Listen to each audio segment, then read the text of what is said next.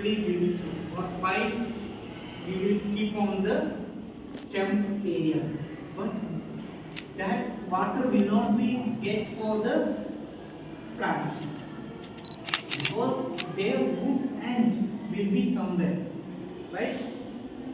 When we are seeing about the plant root, it will be some another place only. We are putting what we will put.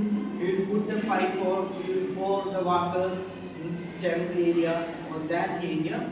There will not be root. So nowadays all technology they are using is on the root area.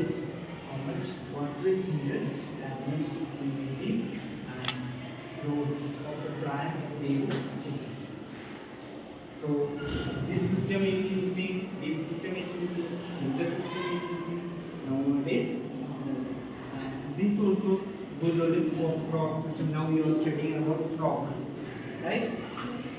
In this year we are studying about frog is the frog is how from the egg only it is getting and up to the adult frog. And this also nowadays we are not considering about actually more nitrogen is getting in the cow dung. Because it is this more nitrogen is we are not using that one.